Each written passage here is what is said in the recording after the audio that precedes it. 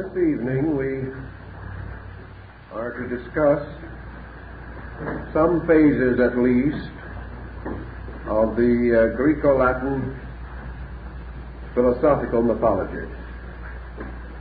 And I think we perhaps should begin by remembering the words of Varro, who declared that the duration of the world is divided into three parts, which should properly be termed the unknown, the fabulous, and the historical. Now, this is a rather different division from what we are most accustomed to, but Varro goes on to tell us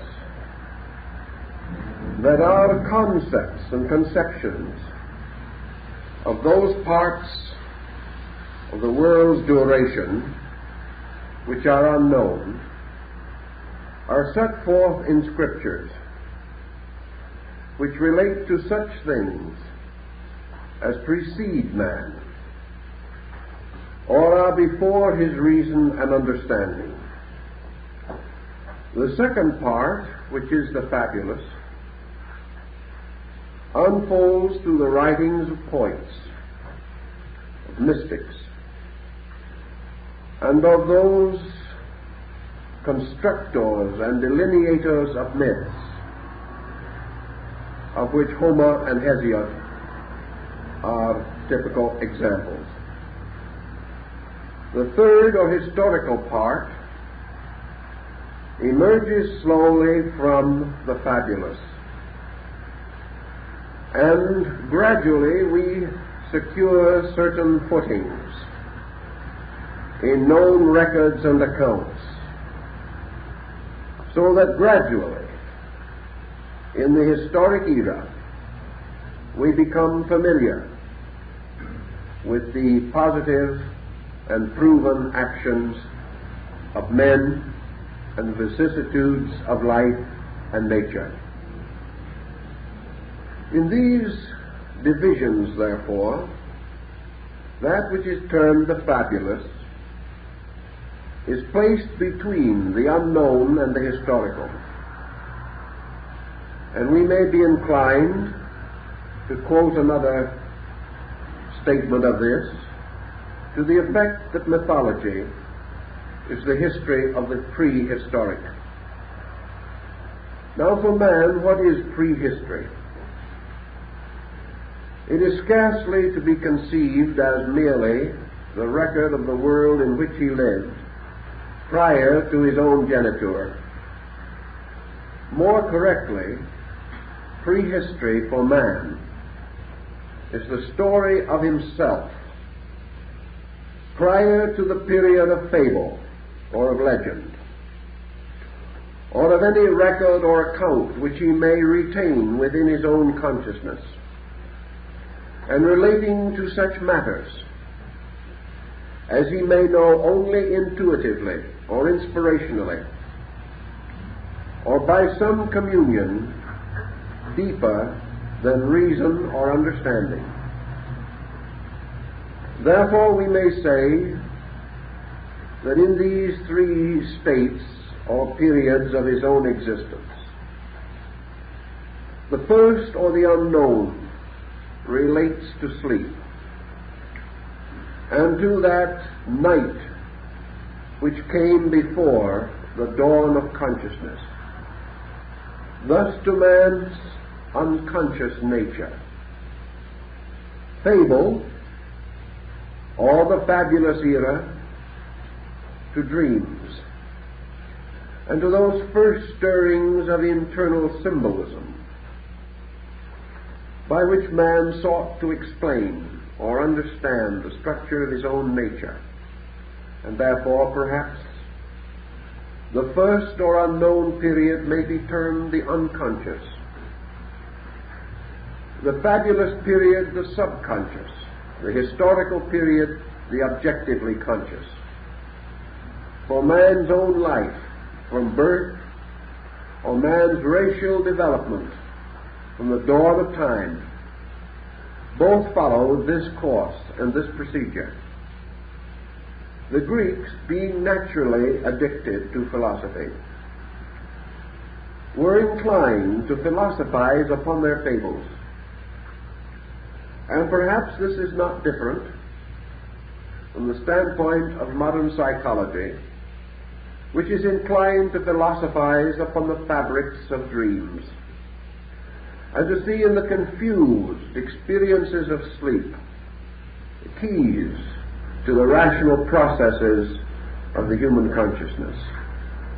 Thus the Greek sought to explain or interpret these ancient fables as having a root in some common original state of unconscious knowing, and that these fables therefore contain within them truths, realities, and abstract yet mysterious facts which might have bearing and meaning and give us some light or insight into other and more recent happenings.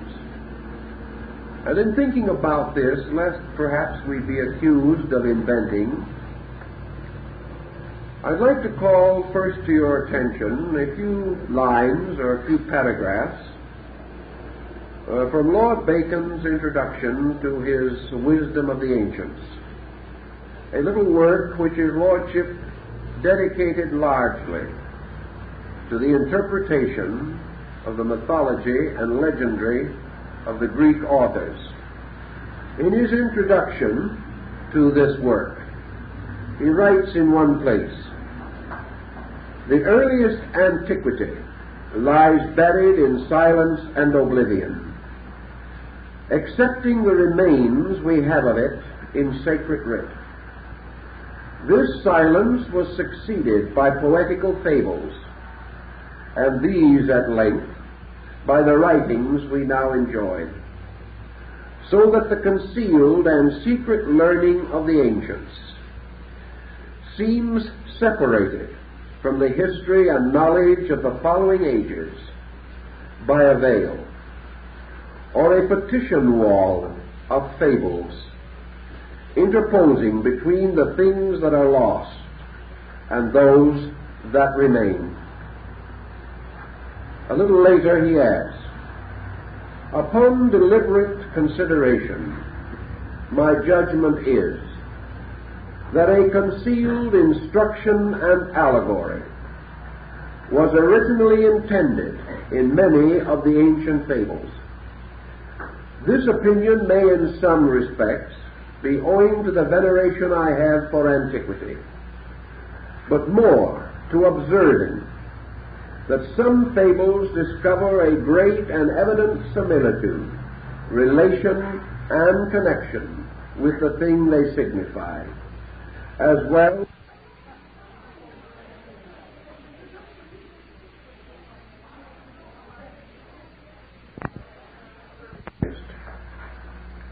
A little later he adds, "It may pass for a further indication of a concealed and secret meaning that some of these fables are so absurd and idle in their narration as to show and proclaim an allegory, even afar off. A fable that carries probability with it may be supposed invented for pleasure or in imitation of history. But those that could never be conceived or related in this way must surely have a different use. For example, what a monstrous fiction is this, that Jupiter should take Metis to wife, and as soon as he found her pregnant, eat her up, whereby he also conceived, and out of his head brought forth Pallas Athena armed. Certainly no mortal could, but for the sake of the moral it couches, invent such an absurd dream as this, so much out of the road of thought.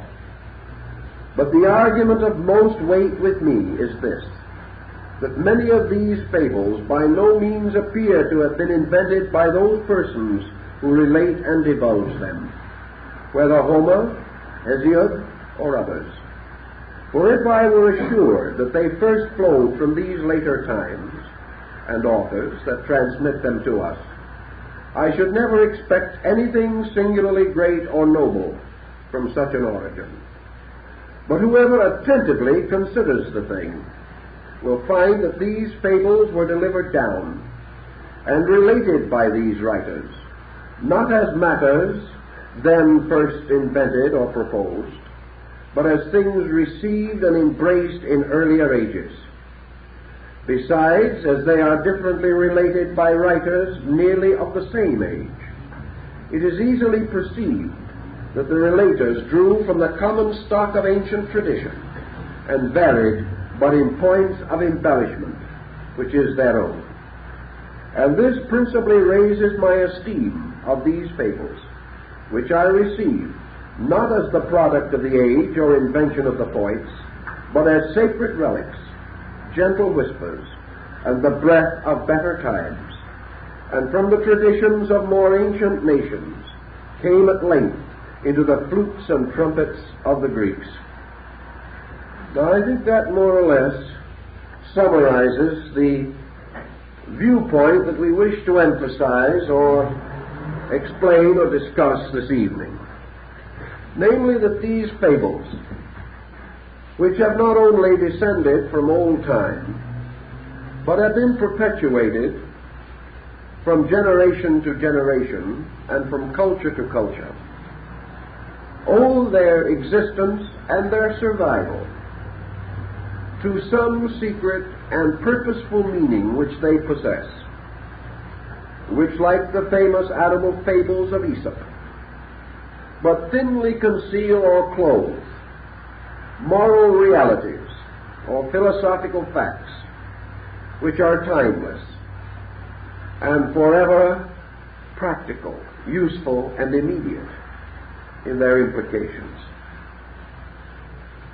Now, as Bacon points out, and I think no other author has come forward to refute him, the actual origin of the Latin and Greek mythologies is unknown.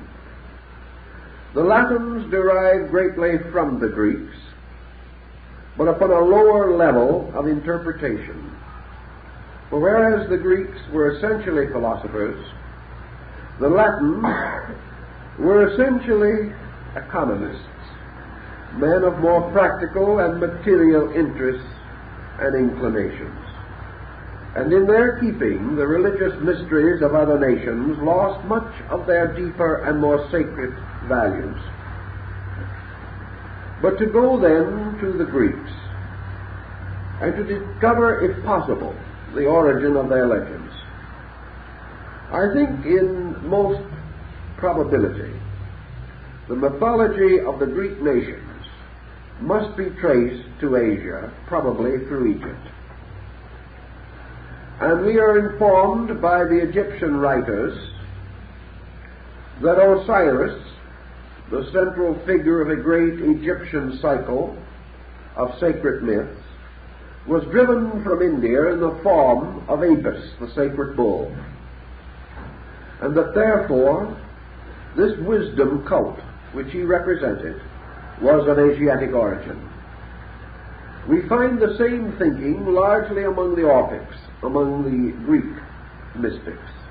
For Orpheus, whose name means the Dark One, was apparently also an Asiatic, and the roots of Greek legendary will probably be traced ultimately to the tremendous storehouse of early Vedic and Aryan Hindu legendary.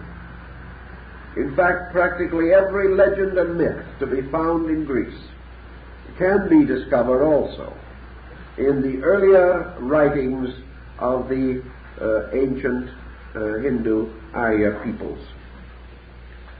This being more or less an established, recognized fact, we then conceive the purpose of these fables.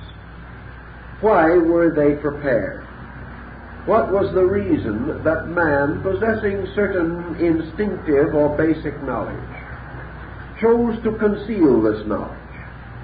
Why should he create a fable when he might have told a fact? Why did he find it more expedient to conceal, or at least to partly obscure, than to have revealed the simple substance of the story? Perhaps the answer lies in several things. One is the importance of the obscure method for the perpetuation of knowledge. Knowledge presented in its most obvious and outward nature is neither controversial nor essentially stimulating. If we say to a man, "This is so," we gain from him only two possible reactions: acceptance or rejection. If, however, we confront him with a riddle, we gain a third reaction, and that reaction is inquiry, or inquisitiveness, or a certain stimulation, and we bring into activity the instinct of man to solve a riddle, or to seek a meaning for the mysterious. Thus a fact is but a flat surface, but a riddle is a mirror, and each individual solving a riddle draws something from himself. And by the very ways in which these riddles are propounded, it is obvious that their intention is to intrigue the mind, to awaken its faculties, to call upon its resources, and in this way and in these ways to stimulate the growth of mind. I think perhaps the answer is rather obvious in many of the difficulties and dilemmas of modern education. Dealing as we do today with so-called facts, we produce students who accept and memorize these facts, take examinations, and pass with honors according to their memories. Yet these students are not intrigued either to explore into the mysteries behind facts, or to seek those sovereign realities from which facts are suspended, and of which facts are but themselves dim shadows. So in ancient times, men seem to prefer to be excited in their imaginations and to be called upon to solve strange and uncertain things, thus gaining strength or releasing the solutional powers of consciousness itself. The second probable answer to this riddle is that the interval or the qualitative similitudes between scriptures and fables, these intervals are exceedingly slight, and there is scarcely a scripture that is not burdened with fable, and there is scarcely a fable that does not contain within it some element of scripture. Scriptures relate to a revelation of the divine ways and purposes. Fables, to a measure, have the same import. For beneath the surface of both Scripture and fable is a veiled account of processes, procedures, purposes in the universe, things which perhaps in themselves may not easily be explained, and may remain even now comparatively unsolvable, and yet about which men must think, and about which they must come to certain rational, if not inevitable, conclusions. Thus, if Scripture is revelation, fable is rationalization. It is man calling upon the individual and collective resources of his own nature in the effort to bring cosmos out of chaos and to order his world and to integrate his own relationships with living things. The Egyptians tell us that fables are word symbols, that they are stories in symbolism, and that all fables are derived from the greatest fable of all, and that is nature. For as scriptures come from God, fables come from nature, and history comes from man. And these differences are well worth our thinking.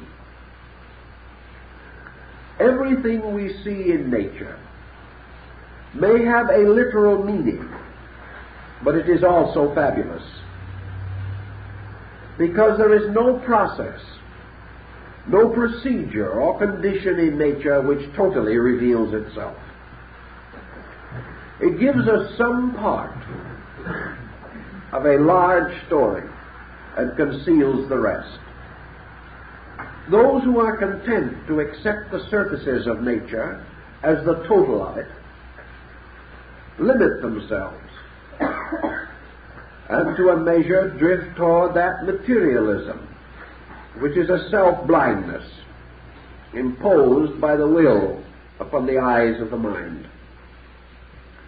Everywhere in nature we see operations, procedures, methods. We behold what we term phenomena. And phenomena itself is a series of visible, knowable, or tangible circumstances, suspended from unknown, invisible, and intangible noumenal causes. Every natural phenomena, therefore, tells us something of this noumenal or invisible power which is behind the phenomenal. Thus, through the study of nature, we become aware of the substance of God. And through meditation upon both God and nature, we become aware of the compound constitution of man. Thus, the procedure of faith is a procedure receiving the authority of nature, for it is nature's way of explanation. Nature never speaks, even through its oracles, except in veiled and mystical hexameter. Nature never says, "This thou shalt do," or "This thou shalt not do." Nature presents rather spectacles, by which the outworkings of all things are gradually but inevitably revealed. And those most adroit in the interpretation of nature are the first to perceive the truthful answers to the riddles. These truthful answers, then, are merited and earned, as all knowledge must be, by the native inquiry of the human mind. And those who would have answers must be prepared to seek them, to meditate for them, to penetrate the outer shapes and appearances of things by faculties gradually developed and by powers of inspiration or intuition wonderfully related to the psychology of ancient philosophy. One more extension of this thinking, namely, that in ancient times religion was taught almost completely through sacred drama. And sacred drama consisted of cunningly devised rites, rituals, by which certain basic laws or rules of human behavior, or of the chemistries and alchemies of associations of living things, were summarized, digested, integrated into abridged forms and patterns, and presented to the beholder as mystical rites, revealing, expounding, unfolding the ways of the gods and the duties and responsibilities of mortals. Therefore, fables, like plays or dramas, have their morals. And we may go either to be entertained or to be informed. Modern man reads fables to be entertained. Ancient man read them instinctively to be informed, for he considered them to be but the outer appearances of things most necessary to his mind. Thus, it is very probable that what we call today mythology had for the most part its origin in the sacred rituals, rites, and ceremonies of that archaic period which is referred to as the unknown part of the duration of the world. And we can, to a measure, restore this from the contacts we still have with aboriginal peoples and with those primitive cultures which have still survived and which present their findings almost completely in the form of fables and of legends. We may also realize that in these ancient religions there was a dimension which we would term today magic, or perhaps call fantasy. Nearly all ancient religions, rituals, and mysteries, and even those today of primitive man, depend upon the invocation of faculties and powers within man, associated with an extrasensory gamut. The idea of extrasensory perception, or the apperception of things not immediately visible. Thus we have in the beginning trances, visions, fastings. We have human beings seeking the mystery of their own origin by going away into the desert to pray, to meditate, to cry out to the very elements themselves, asking that spirits abiding in the air or in the fire or in the earth should communicate to them such knowledge as was necessary for the survival of mankind. The answers to these supplications came in vigil, in sleep, in dreams, in visions, and in the strange phenomena perhaps of disordered minds. But through all of this, man's contact with the unconscious source of things was through the disordered fabrics of his own dreaming. And in dreams he could have monsters.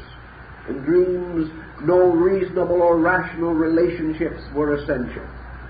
In dreams times and distances were annihilated. And in his dreams men met worlds of forces and circumstances totally beyond their comprehension. Yet we know today that such dreams were in some way the subjective pressures of these growing creatures themselves, and that through these dreams man contacted the archetypal life behind him, and therefore from his dreams and his vigils came his codes, his laws, his morals, and his ethics. And these in turn made possible the rise of his cultures. All this then seems to justify or validate the secret or the profound meaning of ritual, myth, allegory, legend, and fable. It would be natural, of course, that men dreaming should dream according to their own natures. And if it was true that the Romans dreamed of empire, it is also true that the Greeks dreamt of wisdom.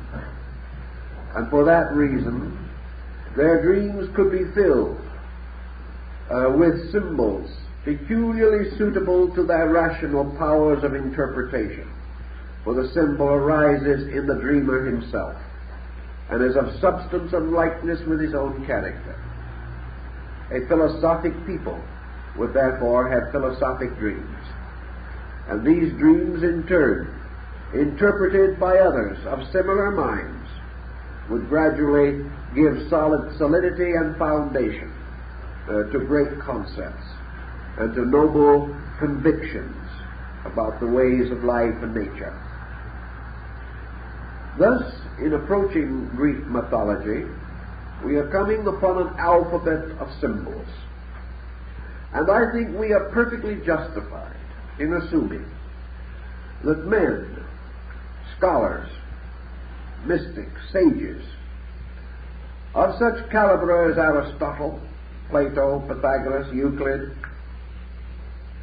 Socrates, that these men did not believe that Zeus took upon himself the form of a bull and abducted Europa. Nor do I think these persons would have accepted or worshipped a concept of religion which said that Zeus lived because he carried the horned god Zagreus within his golden thigh. These things were not intended to be literal. And it is very doubtful if the majority of cultivated, cultured Grecians from the first millennium or 1,000 years BC to the beginning of the Christian era ever held such stories in literal regard. We know from the comedies of Aristophanes and of other writings of the period that many of these fables were contained within the religious rituals of the mysteries, and that most of them that came finally to become the children's fairy tales of today did originate within these sacred rites and institutions. And we are therefore impelled from the very common sense of it to assume, as is indicated by the writings of Plato, and certainly more than sustained by the great Neoplatonic restoration in Alexandria, that the Greeks were perfectly aware that these legends were the outer vestments or shadows of philosophic truths, in which certain things not easily presented in words could be arcanely intimated and could incite the reasoning power of the individual and encourage him to the profound contemplation of the universal mysteries. And in such a spirit, then, as this, we can begin to study some of these fables in their cosmological implications. We cannot cover most of them because the Grecian collection is of incredible diversity. And we must also remember, as Lord Bacon pointed out, that there are many versions or forms of single legends, and these, in all probability, represent local coloring from the various provinces, towns, and communities of the Greek states, each of which developed its own interpretations to these legends and associated them particularly with the deities of their own communities. What then, shall we say, in substance, did the Greeks understand by their principal deities, by that great group, the 12 major divinities of the Olympic pantheon? How are they to be understood in the Greek mythology? I think we are perfectly safe in assuming from Plato, from Pythagoras, and from other sources, that by these deities the Greeks meant not personal divinities, but symbolic terms, embodiments or personifications of those universal principles which lie at the root of life. And that as we refer to certain qualities and principles as energy, power, vitality, will, that the Greeks used deities to embody these principles. And why, perhaps, were they wiser than we are? Perhaps because the whole concept of mythology makes principles, energies, powers, elements, substances, worlds, and creations living and intelligent beings rather than merely conditions or states. The Greeks, therefore, did not consider the earth to be merely a chemical mystery. They regarded it as a being, a living thing. And I think we must remember that our Western way of life, particularly that which developed in Europe in the last 15 to 1800 years, our European descent of tradition, is the only important descent of tradition recorded in which the great creating or created conditions of existence were regarded as irrational, unreasonable, or merely as physical and chemical constructions. The ancients did not regard any quality that exists as being without life, without consciousness, without a subsistence in the divine plan and pattern of things. I was reading not long ago a recent work dealing with the rise of Christian religion by a very fine and wonderful man whom we have all greatly honored, Dr. Schweitzer. This man pointed out in connection with the speech of Paul at Athens, in which St. Paul refers to the altar of the unknown God. And Dr. Albert Schweitzer says that in his estimation there could not have been an altar to an unknown God in the Acropolis of Athens, for the reason that the Greeks were unaware of the existence of a superior being in the sense of one God. I do not think, in spite of my great admiration for the good doctor, that this position is tenable. There is every evidence in the Orphic rituals, in the writings of Plato and of Socrates, and even in the metaphysics of Aristotle, that the Greeks were perfectly aware of the existence of a primordial, eternal, and unconditioned being, a root, an eternal and everlasting life at the source of things. But in the Greek way of life, this deity did not reside alone in a vast expanse of heaven, connected to his creation only by an order of angels or archangels, or such hierarchs as Paul describes in the cherubs and the seraphs and the various thrones and dominions occupying space. To the Greeks, the supreme power unfolded through a series of secondary divinities. These divinities, all subservient to first cause, suspended from it as beautiful blossoms from a single tree. And therefore, that the principal deities of the Greeks were all of them the specialized attributes of one being.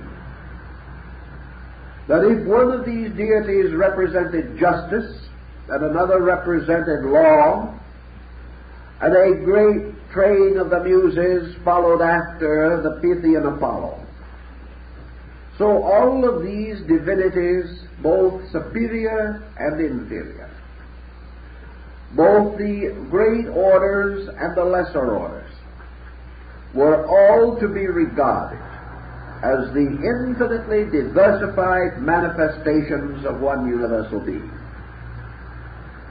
And that this one universal being, rooted in eternity, was the eternal cause, before which there could be no other cause, and that the primary manifestations of this cause was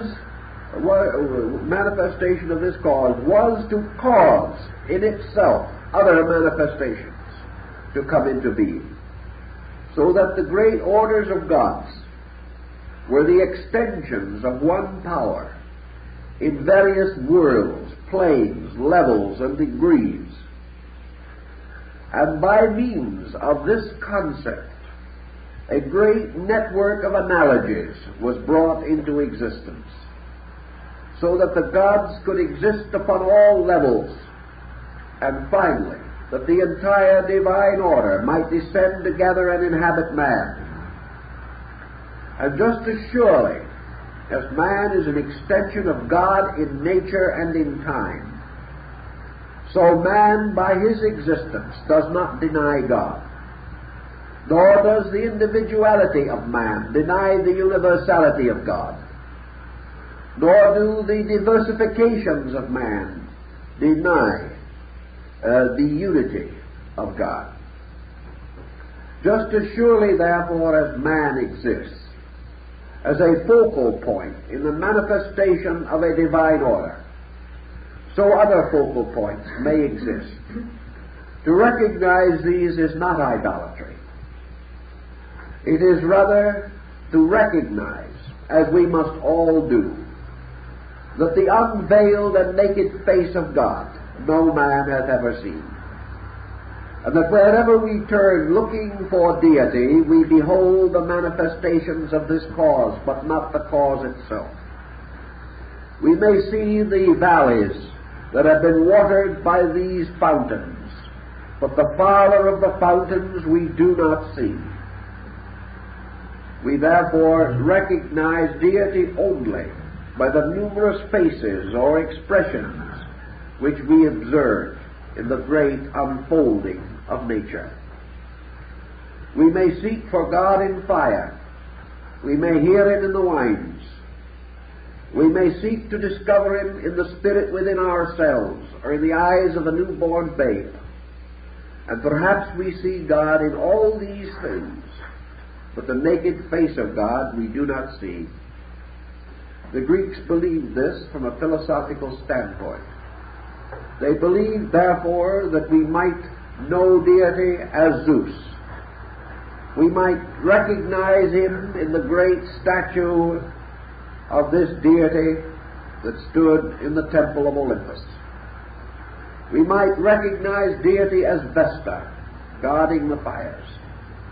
We might recognize this deity in the strength of Achilles, or in the wisdom of Nestor. We might see this deity in the lawfulness of Zeus, or perhaps in the unlawfulness of Hades. But this God, this eternal principle, is known only through its works. And the first works of the eternal were the gods.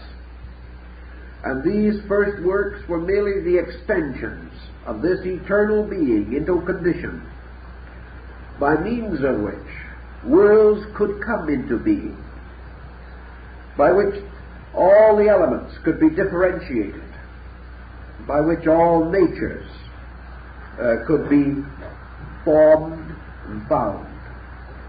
Thus, at the root of our Grecian lore, there must lie, as Hesiod has pointed out, the root and substance.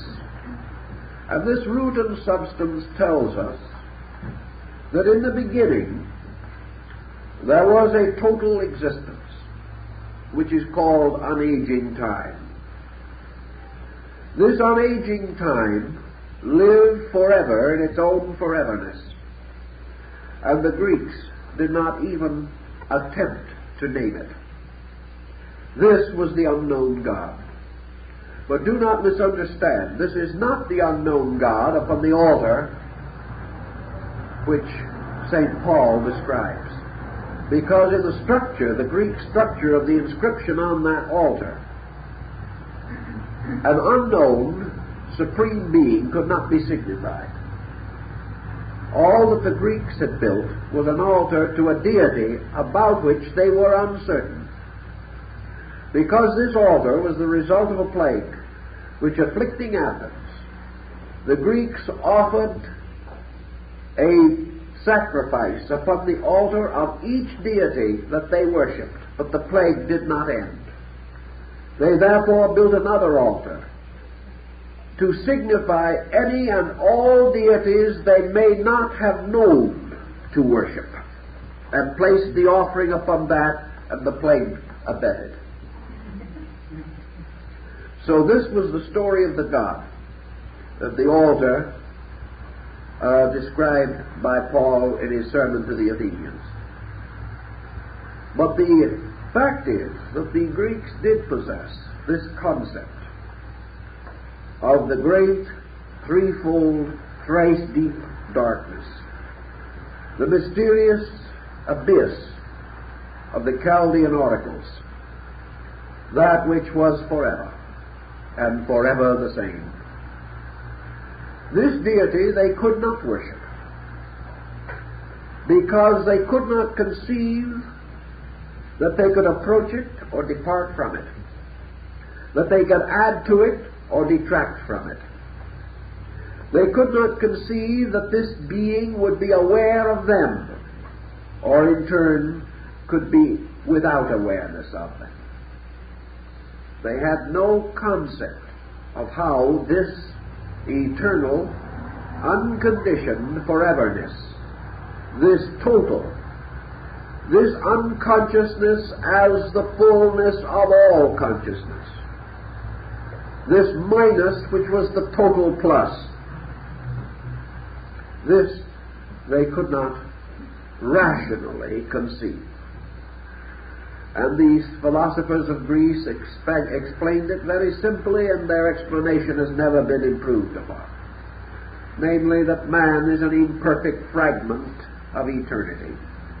Therefore, he may analyze fragments and interpret them, but he has not the power within himself to define a completeness which he cannot experience. So this unknown God became the root, the source of all things. And it remained in its own everlastingness. And it remained thus for the 7 eternities of its own darkness. And at the end of the 7 eternities, there was caused within this darkness a motion. A motion which we have come to call the fiat, or the word, and which the Greeks represented by a mysterious halo of the 7 vowels, and which the Hebrews later called the Elohim, or the formators of the dawn. And a great motion, the motion of Tao in China, was conceived as existing within the completeness of being. And there arose within the infinite, which is the all number of Pythagoras, the utter principle of numeration, there arose the beginning of a dual existence. And this dual existence the Greeks called ether and chaos. Now, ether and chaos represented merely a subjective and eternal polarity. And ether and chaos also possessed another strange attribute, because ether in the Greek mythology is used interchangeably in this creative pattern with Eros, or the deity of love. So that the Greeks referred to ether or energy as love. And they declared that at the beginning, the striving of love and chaos, or the striving of energy and the rudiments of matter, chaos being that which was subjectively or negatively unconditioned, resulted in the formation of a strange and whirling mass which they termed the egg, and is the same as the Hindu mystery of the world egg, Hiranyagarbha. This mysterious egg was supposed also to be the egg of love, and it was guarded and protected by Eros.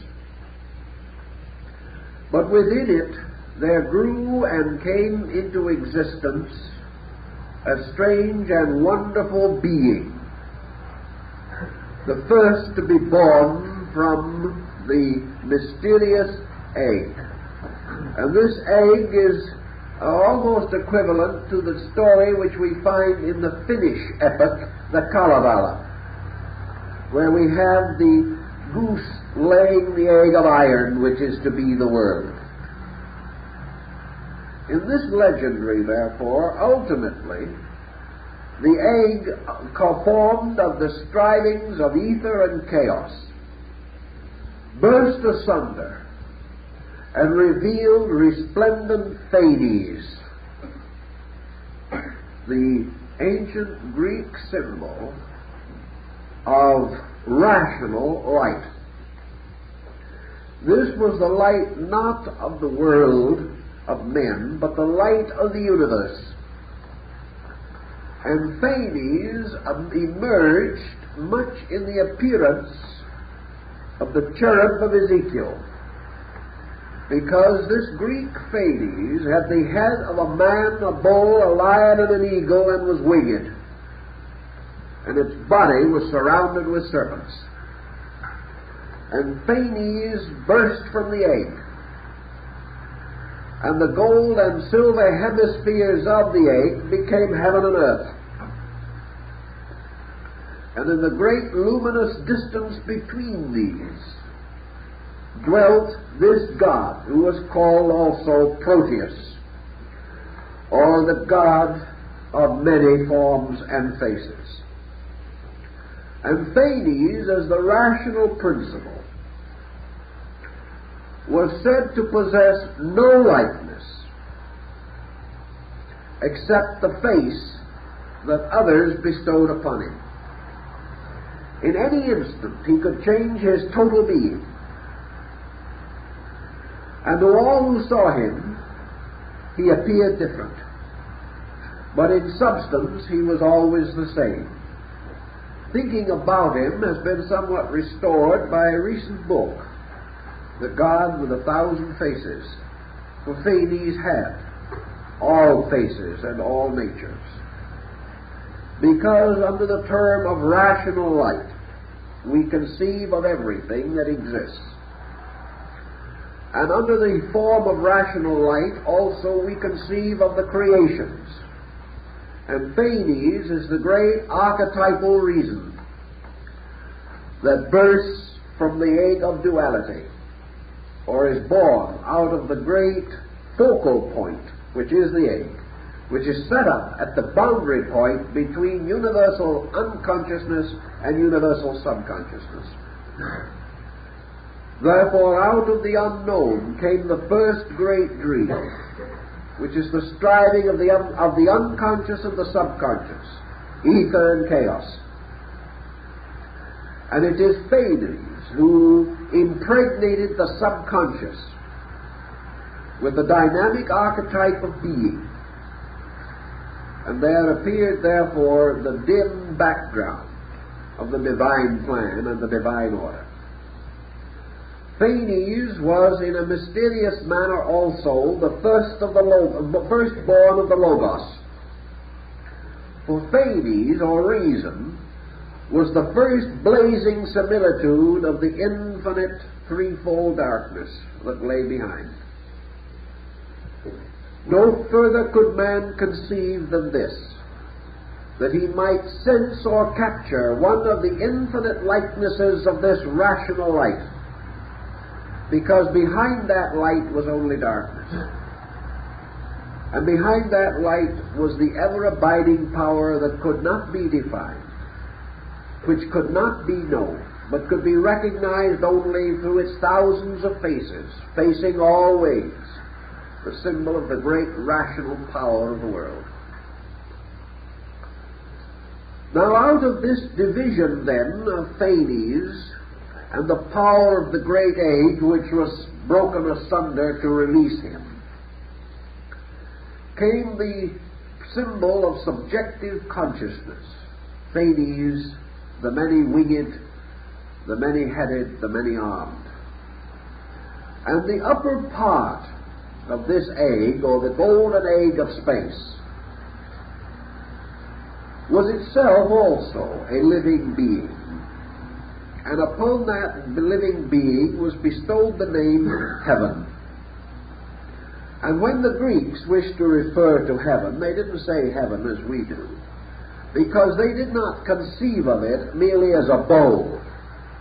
They did not conceive of it as the empyreum of the medieval astronomers, or that which lies beyond the realm of the fixed stars.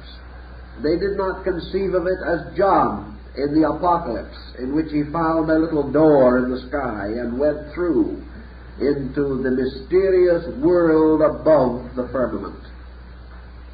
Because to the ancients, heaven was not merely a place. Heaven was a being.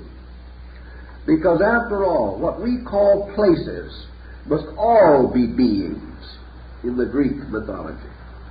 And whatever we call a sphere of activity or a law or a place or an abode must be a sovereign intellect, a sovereign creature, either an intelligible, that is, a self-knowing being, or an intellectual or not self-knowing being. Thus the Greeks divided, as Plato tells us, all of their deities into orders, of which the two most important were the intelligible and the intellectual gods. The intelligible gods were the highest, because by intelligible they meant deities partaking of the power of self-knowing. The second or lower order were the intellectual gods, those which possessed the power to know other things but not themselves. And we find this same thing arising in the story of Odin in the Nordic legends.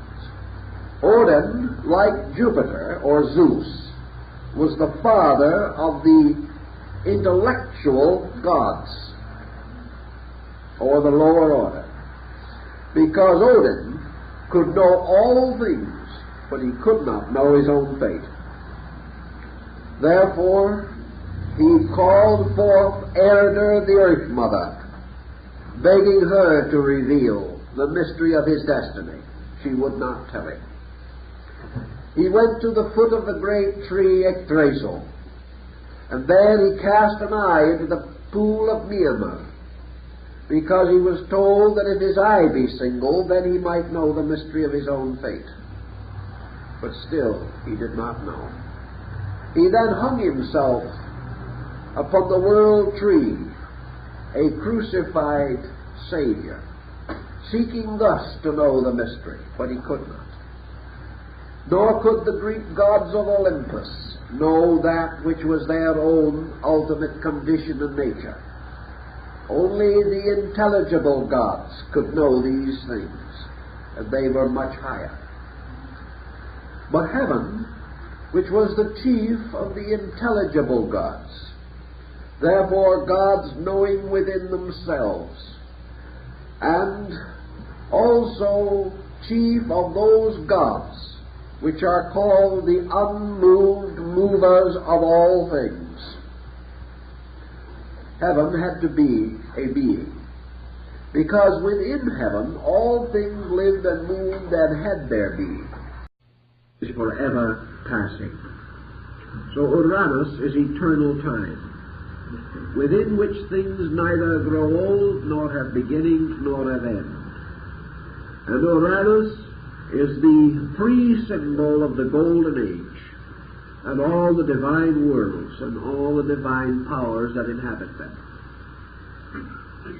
Now, eternity, or unaging time, gives birth to time, as we know it by a mystery. And the firstborn of heaven was Cronus, or Saturn. And Saturn is time. And it is time that turns and unthrones its own father, taking upon itself the control of the universe, and forces its own will upon creation. So Saturn, or time, or Cronus, rebels against eternity and usurps the kingdom. And from that time, all things are the slaves of time. Now, to the Greeks, time was not just a dimension, something that you measure on a clock. Time was a living thing. And it is not impossible that we shall ultimately come to this same realization, that time is a creature with a body, a form, and a kind, and that time will never be solved, or its mystery will never be understood, until we realize that time is a conscious entity and not merely a flowing of years as we think of it. Perhaps some of the researches of Einstein have suggested that time is more than first meets the eye, a great and universal mystery not easily solved. Now, time, having taken over the universe, is very jealous, and therefore time, having emasculated its own father and destroyed it, or obscured it by its own laws, because in this case destruction means the submergence of a previous state. And this is actually the destruction of objectivity. For the moment man becomes objectively aware, he destroys a subjective pre-state, or forces what he was once conscious of back into his unconscious, whereas he polarizes a new level of consciousness. So eternity is destroyed by being submerged behind the illusion of time. This the Greeks were well aware of. And Saturn has a considerable progeny. But because Saturn is time, and because time has within itself the power to absorb everything which is created within it, Saturn devours all of his own children, because time absorbs or dissolves or destroys or returns to itself everything which is engendered from it. For nothing that is born in time can have an eternal duration. So that which is part of time dies in time. Worlds, having fallen under the yoke of time, must be dissolved. All compounds existing within time must again be resolved into their basic elements. But by a subterfuge, Zeus was preserved, and Saturn received instead of his son a stone to devour. And Zeus, therefore, escaped from the power of time.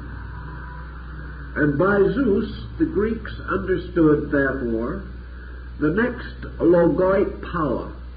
And this was the power of law. The lawful universe, which in its turn overcame time. Now again, it simply means not that time was destroyed, but Zeus turned and took again the kingdom from his father. And he did so by placing his own power objectively before his father. And out of the mystery of this circumstance comes the symbolism of the great power of universal law. Now, law and order, or the great integration the establishment of a vast sense of legality in space, the setting up of the great laws, obscures the mystery of time. And today, in the person or power of Zeus, we have the beginning or the dawn of the human objective consciousness. For in Zeus we have self, the concept of self, which stands firmly against the mystery of time. The human being has never acknowledged as a psychic fact within himself the experience of time. And he opposes the limitation of time by the eternity within himself. And he seeks also to defeat time by the organization of the universe. And we have a common word we use today in connection with mechanistic organization: time saving. To make time stretch, to get more into time, to defeat time, to break the power of time to break us. And the way we defeat time is by the establishment of the power of Zeus, or the logos of self-consciousness. And self-consciousness stands against time. Now, in turn, Zeus, having been established as the supreme power of those deities which may not know its own essential nature, the chief of the intellectual powers of nature, corresponding with the third logos of the Christian Greek theology, corresponding again in the Scriptures with the prince of this world, or the Gnostic Ildaboa, or the Greek Demiurgus, or the Egyptian deity Osiris. These are all gods of the world, gods of objective creation. For up to this time, creation has been a subjective power. The gods, therefore, like the Hindu divinities and the northern Buddhist divinities, are represented as 12. These 12 actually being the manifestations or emanations of Zeus, who becomes a kind of zodiac, within whose nature the mundane world takes place, or comes into existence. And this concept is preserved, of course, in the 12 patriarchs, the 12 apostles, the 12 disciples, and all of the mysteries of the 12, and the association of the sun and the zodiac. Now, the rise of the 12 objective powers of consciousness, which constitute the total nature of Zeus, forces into objectivity by the law of emanationism, as understood in the Gnostic and Kabbalistic teaching.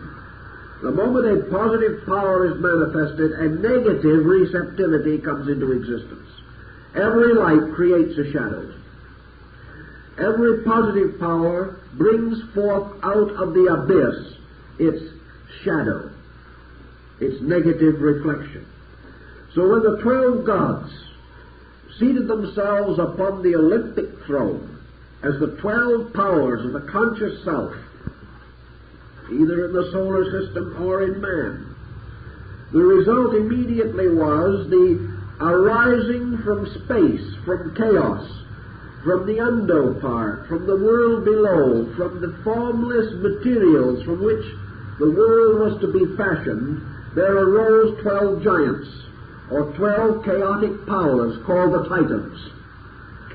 And for vast ages of time, the gods and the Titans were locked in conflict.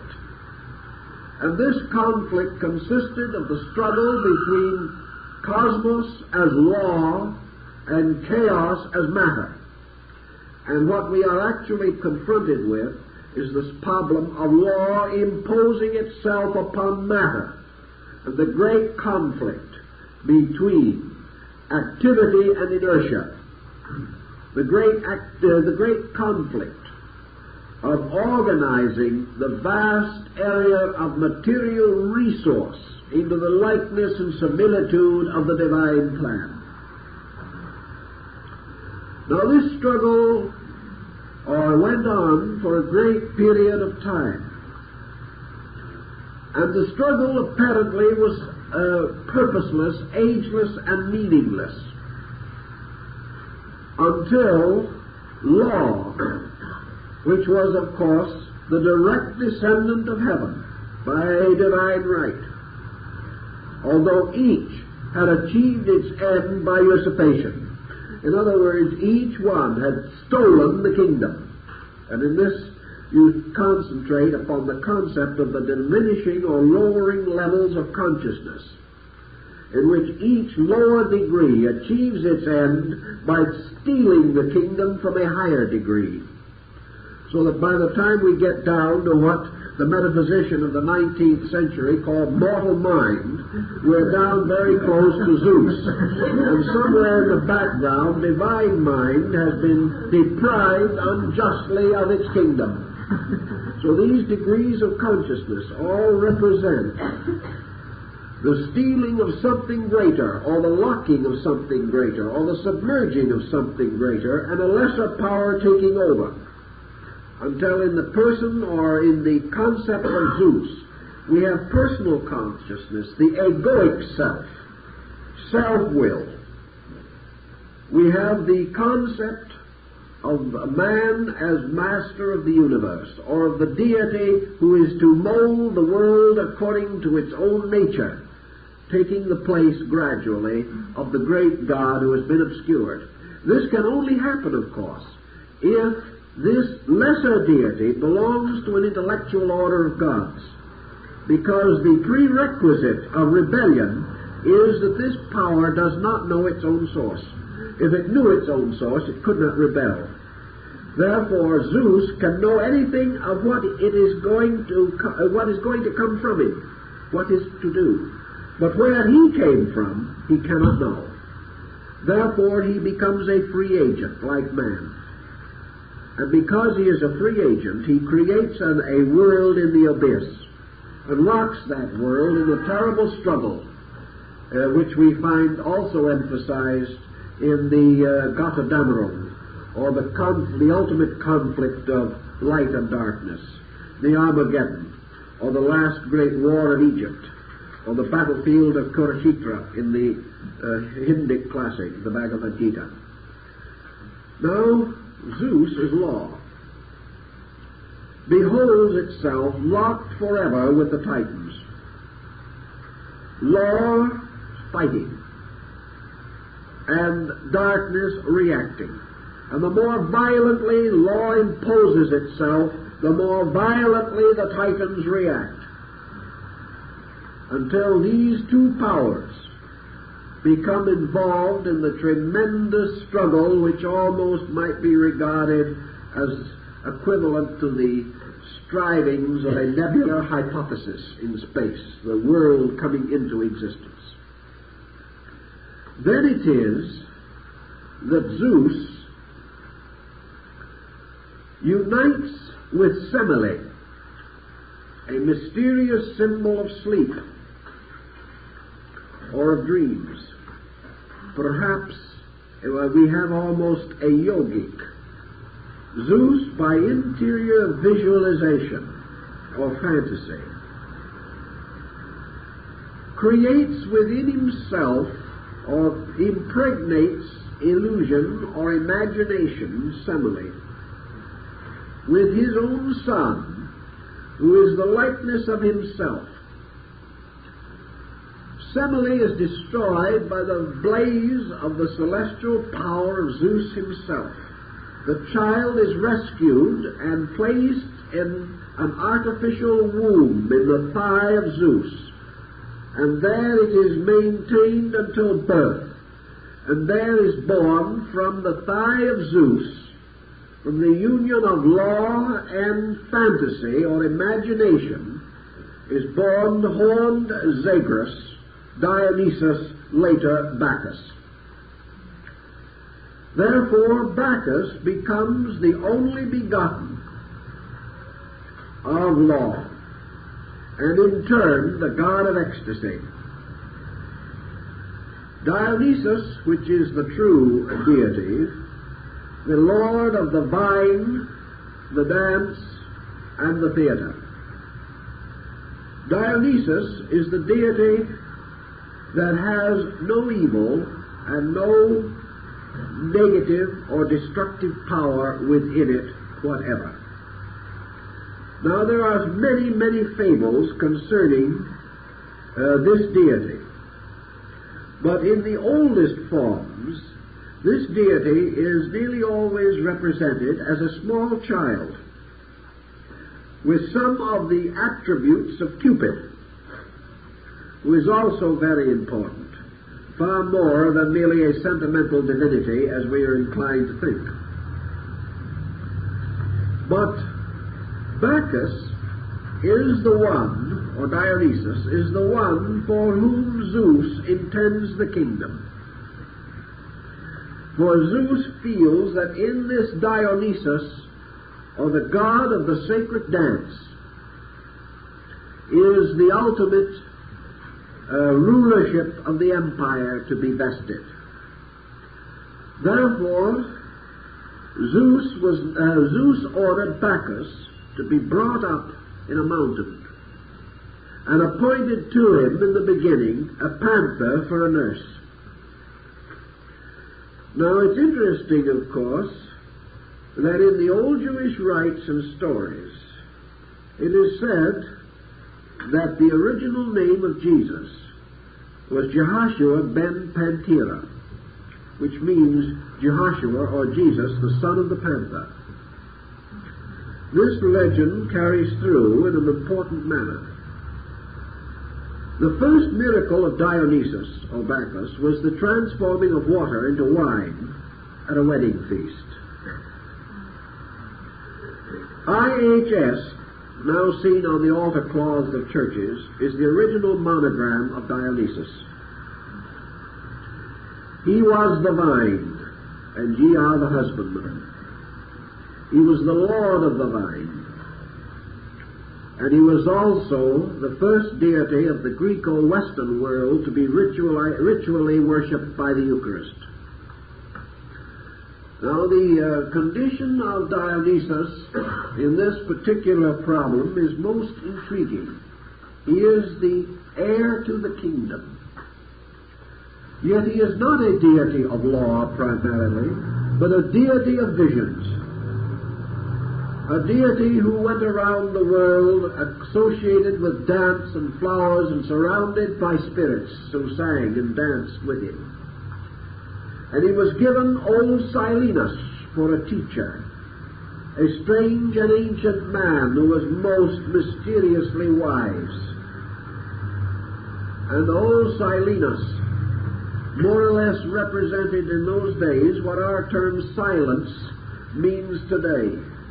For inspiration was given silence as its master, a very proper and appropriate state of affairs, indicating that we are definitely dealing with meaningful circumstances. Now, while this deity, Dionysus, was still a very small lad, Zeus gave him the universe as a plaything. And he gave to him a mysterious whirling toy, like a top that spins, and which some mythologists have considered to be a symbol of the chakra of Vishnu, the wheel, the symbol of cosmic motion. And this was music instruments, some of which later returned in the symbolism of the deity Pan. But one thing that this deity, this wonderful, radiant, glorious child, was forever warned, was that he must not wander far from Olympus. Because if he wandered too far away, he might come to the end of law and order. as ruled over by Zeus, seated upon his ancient throne and watching the world with his single eye.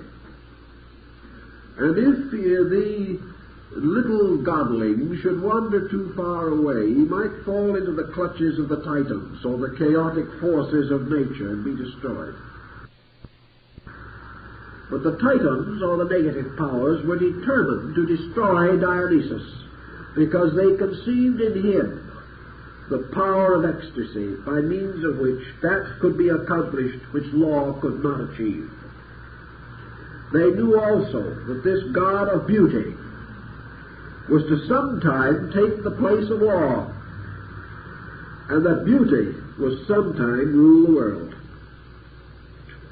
And that beauty, which was the first begotten of law, contained all law within itself, but something else, vision.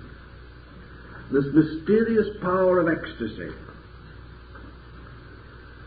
So they made a mirror, did these wicked, nasty Titans, and they caused this deity to see itself reflected in the mirror, and Narcissus-like, it followed its own reflection, thinking it had found a playfellow in space. And when they had lured the god far away from the throne of Zeus, the Titans turned upon the infant Dionysus and slew him. And of course his spirit or soul returned to Zeus, to be born again later. But his body was torn apart and was cooked upon a fire by the Titans, and they devoured the infant's body. Now Zeus, upon his mighty throne, was not able to foresee or to see the Titans, but he smelt the burning flesh.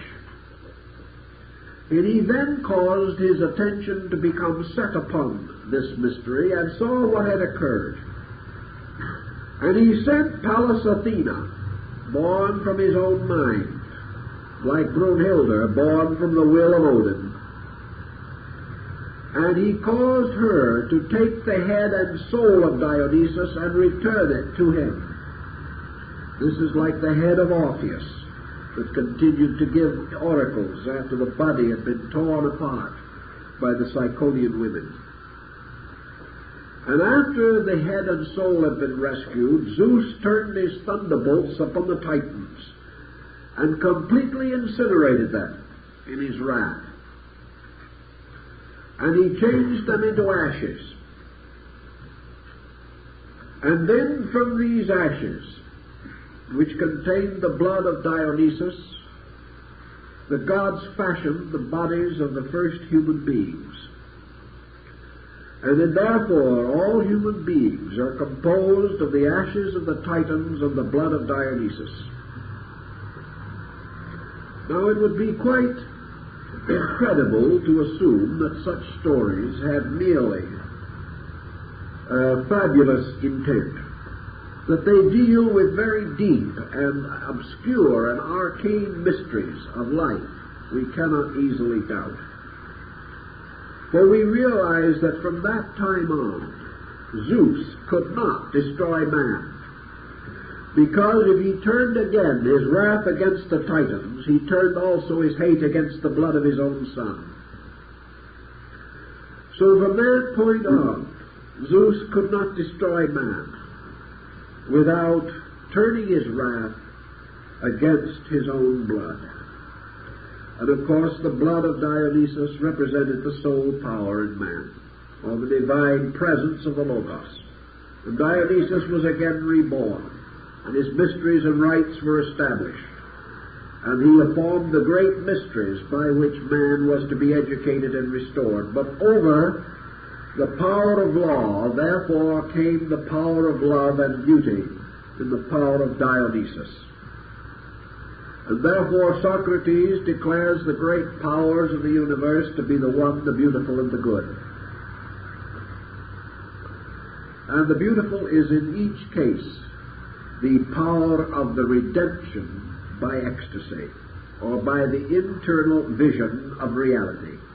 Now the mystery of this, again, occurs in an entirely different similitude in another fable, And that is when Aeneas descends into the underworld, and also when Kori descends into the abode of Hades, or Dis, to rescue her daughter Persephone, who had been abducted.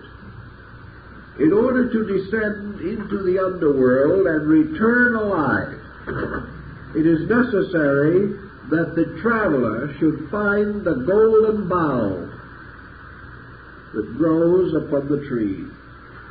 There is only one golden bough in the world at a time. And it is a strange thing that, like a mistletoe or an orchid, has no root of its own, but grows upon some other tree hidden in the forest. Who carries this bough will be able to pass the three-headed dog upon the threshold, and may safely go into the lower world and return again. What is this mysterious golden bough? We have no question from the context of the story that this bough represents the intuitional soul of man, which grows not upon its own tree, but upon another tree, and who possesses it can descend into the underworld or the world of matter and return alive, because of the power of the psychic nature within. This is again a symbol very close to the essential meaning of Dionysus, who becomes in its various embodiments and powers the symbol of universal beauty and the psychic life of man himself. Thus, in these legends and mysteries, we have some very interesting and valuable accounts, telling us of great and important matters, telling us much of philosophy and of the deeper mysteries of religion and of the great sacred ritual dramas of antiquity.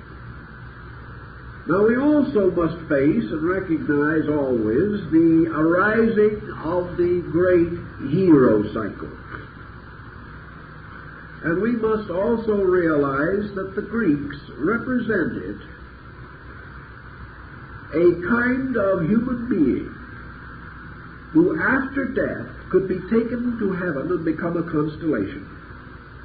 And many of the constellations of the zodiac and the non-zodiacal bands were originally supposed to have been heroes, like Cassiopeia, or the winged horse, Pegasus, and all these different symbols for when some very great and glorious achievement occurred, then the soul might be taken up and become a star or a constellation. And in the story of the soul, we have perhaps an excellent example of the great classic drama of Greece, Oedipus Rex, which gives us another important commentary on this matter. Oedipus is one of the deities that, like Moses and Sargon and many others, including Romulus, was discarded by its parents, or his parents, and set out to die, was discovered by a shepherd and taken to the court of a neighboring king. Now, all this happened because of an oracle. For before the birth of this child, Oedipus, the oracle said that he would kill his own father, marry his own mother, and destroy the empire. So when the child was born, its parents were naturally loath to rear it and left it to die. But before this, they pierced its feet, so that it would always have great trouble in walking. Raised in the family of a neighboring king, like Moses, and unaware that these were its foster parents and not its own, young Oedipus became aware of the story of the oracle, and fearing that his foster parents were his own, and would therefore feel the curse. He left them that he might never cause them ill. And upon the road, coming upon a charioteer and a rich prince, there was an argument in which he slew both the charioteer and the man in the chariot, who proved to be his own father. He then later confronted the Sphinx, a mysterious monster with many parts compounded. And this monster ravaged the road of Thebes, and all who could not answer her riddle perished. And the Thebans offered the widow of their king in marriage to the man who could destroy the Sphinx. Oedipus was able to do so by answering the riddle, for the riddle and the answer were both man. Thus he returned to Thebes, married his mother as the oracle had foretold, and was later convicted of the murder of his father. He had placed a curse upon the murder of his father without knowing that he was the murderer. And in the catastrophes and tragedies that followed, his life was one terrible, embittered existence, until finally he was brought to peace by the graces, and in a little grove gave up his spirit and returned to the other world. It was a very tragic and terrible story. But let us remember that here we have two tremendous conflicts. First of all, we have the riddle of the Sphinx. And the Sphinx, as we know, was always among ancient peoples the symbol of the unknown. The Sphinx was consequently the symbol, in a way, of nature, whose various parts are always represented as a compound. Oedipus is now the world hero. But Oedipus is more than this. Oedipus becomes the symbol of wisdom, the power which can destroy or solve the riddle of the unknown. Now, many men had attempted to answer the mystery and had all died. But Oedipus succeeded for one reason only, namely that he was crippled in his feet. And being crippled in his feet, he could not hurry. Therefore, wisdom bestows judgment, which prevents haste. And because he was without haste, because knowledge was not a victim of imprudent action, Oedipus was said to be able to solve the mystery. Like Hippocrates, the god of silence and wisdom of the Egyptians, who was also crippled in his lower parts. Because judgment cannot move fast, nor can wisdom be quickly perfected. All knowledge is imperfect in its lower parts, because it is without a full knowledge of its own foundation.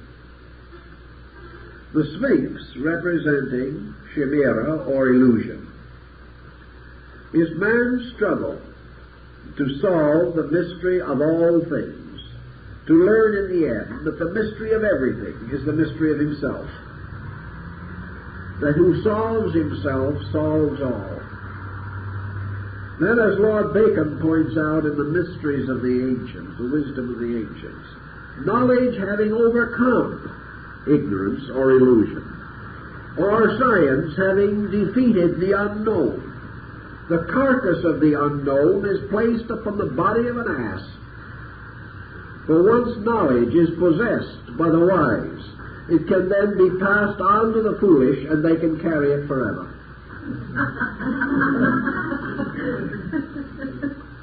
But wisdom comes upon its own tragedy, because the very wisdom that solves riddles is the wisdom of a broken heart.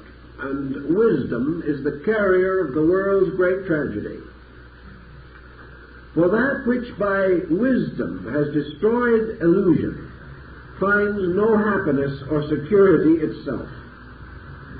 It ends as a wanderer, blind and miserable, until finally it is brought to peace by the gracious deities of some far distant grove. There is no peace in the world for wisdom itself, because wisdom partakes of the nature of Zeus, but not of the nature of Dionysus. And it is the power of Dionysus that must save or redeem all of these things. Now, in the Greek legendary also, we have the story of worlds and how they come into being. Zeus is called the aerial deity because he abides in the sky, so called. And he is the etheric envelope or auric field which encloses the solar system. Now Zeus manifests in turn through two other aspects of himself, for he is a triad of deities. In his own nature he is called Zeus and abides in the etheric diffusion. In his humid or liquid nature he is called Poseidon or Neptune. And Neptune was called the aquatic Zeus, for it is the same deity in another element. And when enclosed in the mystery of generation or matter, or as the substance of the world power locked within the atom, or within the material substances of nature, as the power which grows up through the earth with the budding grain. In these natures, Zeus is called Dis, spelled D-I-S, or the subterranean Zeus, or Hades. And all of these are one deity in three states. Therefore, in the higher or mental condition, Zeus is in his proper nature. In his vital or effluvic quality, known as his seminal nature, he is Neptune. And in his imprisoned or bodily aspect, he is Hades. These three natures, therefore, constitute together the one body of this God. And in this bodily structure, he refers also to the nature of man, because man consists of an intellectual nature, a vital or animative nature, and a material nature. Therefore, the objective consciousness of man imprisoned within body during the physical period of life is Dis, or Jupiter Hades. In the Latins, among the Latins, this Dis, or Hades, was called Pluto, or the compound god of death and wealth. Pluto, in his original nature, being the root of the word plutocracy, or plutocrat, indicated a well-financed state. Now, the Greeks and Latins were not wrong in this, because, of course, it is only in the material world that plutocracy has any meaning. Thus, Hades is the god of accumulation. And we can almost have the same concept in the Buddhist philosophy, where it is what we have and what we want that keep us in a state of perdition. So Hades rules those who are in turn ruled by possession, or by material things, of which he is the peculiar proprietor. His world is a world of dreams and of darkness. His world is a place where all things have a seemingly endless subsistence in monotony. The Greeks at that time, and later the Latins, felt that this traditional state was not one of punishment primarily, but one of continuance on a meaningless basis.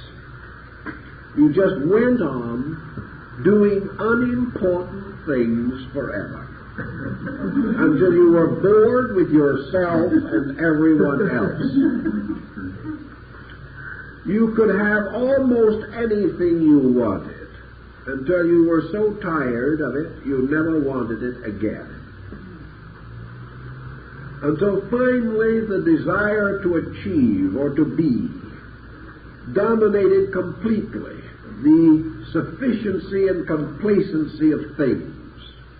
Then when you cried out that you were surfeited with the possessional concept, you were reminded that you were in perdition. So Hades, or Dis, or Pluto, was appropriately and properly the god of the material world. Now, what does this god of the material world signify in the compound nature of man? Obviously, it is his objective personality. It is the part of himself which believes in the reality of matter, which believes in the supreme significance of the present state of things. So the individual in this state is said to have entered into the underworld, and here to remain, like Proserpine, half of each year, or half of each life cycle, or half of each day. Because in sleep, when man is nothing, perhaps he is free from the mystery of illusion. He apparently knows nothing. Perhaps then he knows all. And anyway, the Greeks had these dreams about such matters. Now, in order to descend into this world of darkness, it was necessary for man to be rowed across the river of Styx by a blind boatman in a strange, dark ship. And we are reminded of the words of Heraclitus, who said that only a dry soul is wise. Now, that doesn't sound as though this merely meant one that was in lack of liquid nourishment. But between the airy abode of Zeus, which was the Olympian Mount, and the pits of Tartarus, which were beneath it, there was also upon the side of the mountain the springs of Helicon, from which Pegasus, striking with his hoofs, brought forth the waters of eternal life. The abode of the Muses and the Graces, and the great band of those that followed the Pythian Apollo. And here we come also to the river, which was called the river of life, or the river of waters, that flowed mysteriously between the upper world and the lower. And this watery abode, this humid mystery, was under the control of Neptune.